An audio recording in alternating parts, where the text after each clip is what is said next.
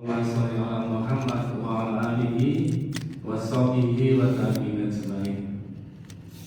Jamaah subuh yang dirahmati Allah, alhamdulillah dengan nikmat Allah kita bisa sholat subuh dengan berjamaah.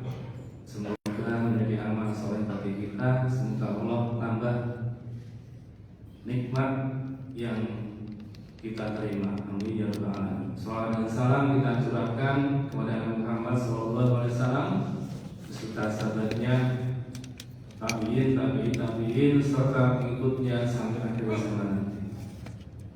Jamaah subuh rahmatullah, pada kesempatan pagi hari ini kami mengambil judul penyebab hati menjadi sakit dan racun hati yang berbahaya.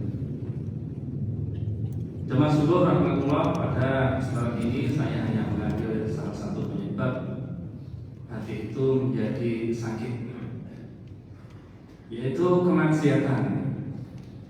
Kemaksiatan itu berpengaruh terhadap sakitnya hati atau binasakan hati, sebagaimana pengaruhnya racun kepada tubuh kita. Imam Ibnu Al-Mubarak berkata, aku melihat dosa-dosa itu mematikan hati, dan kecanduan dosa-dosa itu menghinakan. Sedangkan meninggalkan dosa-dosa menghidupkan hati. Dan suatu kebaikan untuk dirimu jika menentang dosa-dosa itu. Jamaah subuh rahmatullah, banyak efek akibat kemaksiatan yang ditimbulkan. Sebagaimana jelaskan Imam Ibnu Qayyim, banyak sekali efeknya.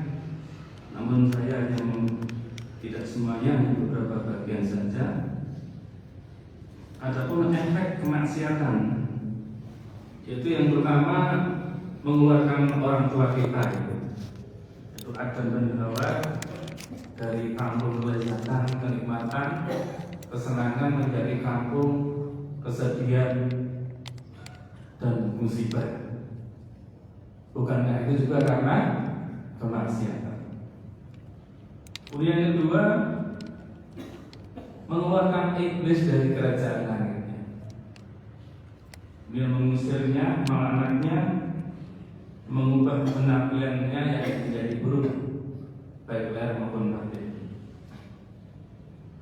Kemudian yang ketiga, menenggelamkan penduduk bumi sampai air menuju puncak gunung, sebagaimana yang dialami kaum Nuh.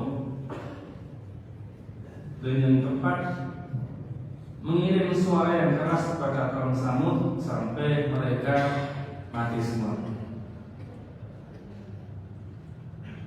Kemudian yang kelima, mengirim hujan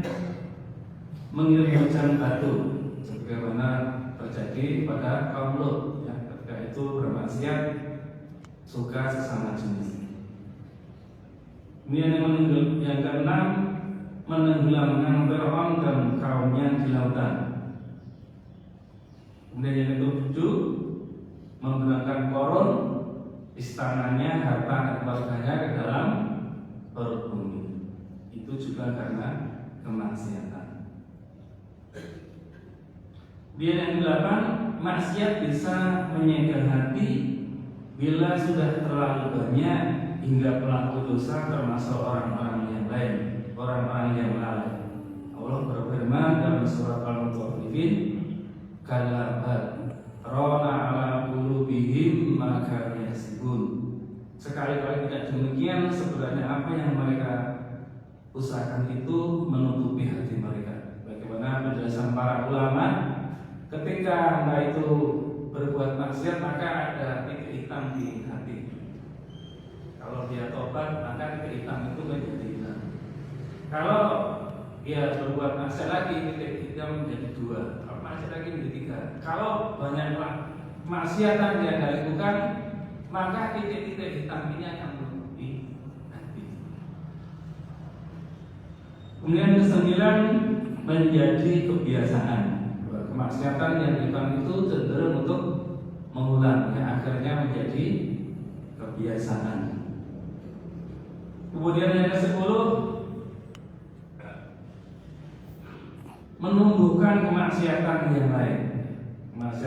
Kemaksiatan yang satu itu akan menumbuhkan kemaksiatan yang lain. Sebagaimana diriwayatkan oleh Ibnu Mas'ud ketika Barsisol itu dititipi seorang rahib yang dititipi seorang gadis. Kemudian si gadis ini dizinai sampai hamil.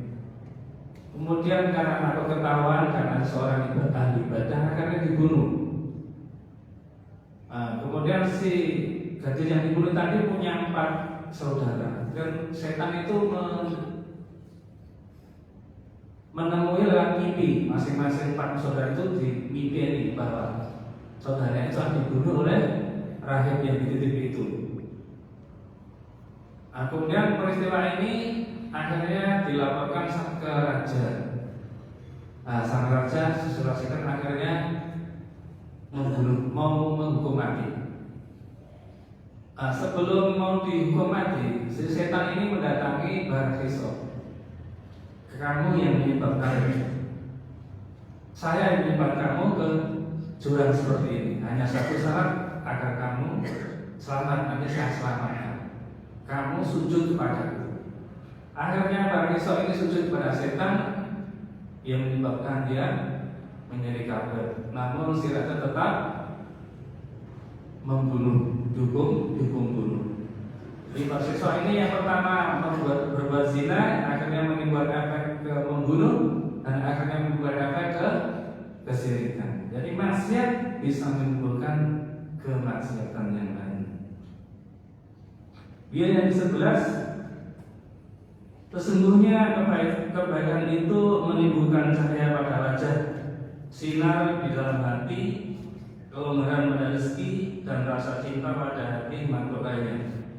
Sedangkan maksiat itu menimbulkan warna hitam pada wajah, kegelapan di dalam hati, kesempitan pada rezeki, dan kebencian pada hati makhluk lainnya. Yang ke-12, hilangnya rasa malu yang merupakan materi kehidupan di dalam hati. Dan yang terakhir, yang 13, mempersulit urusannya, sehingga setiap kali ia berhadapan dengan urusan senantiasa menghadapi kebuntuan, seperti yang dilakukan oleh orang terdahulu. Sesungguhnya aku bermaksiat kepada Allah, lalu kujumpai yaitu di dalam perilaku binatang kendaraan dan istriku. Jadi kemaksiatan itu bisa berpengaruh kepada perilaku binatang ataupun istri. Barangkali kalau istri kita tidak taat, bisa jadi karena kita berbuat maksiat, karena itu berpengaruh. Jemaah subuh rahmatullah, ini saja saya sampaikan, semoga bermanfaat. Kalau ada yang mau dimaafkan, mari kita tutup dengan surat Al-Asr. Bismillahirrahmanirrahim. Wa asr innal insana lafi khusr illa alladziina aamanu wa 'amilus sholihati wa tawassaw bil haqqi wa tawassaw bis sabr. Assalamualaikum warahmatullahi wabarakatuh.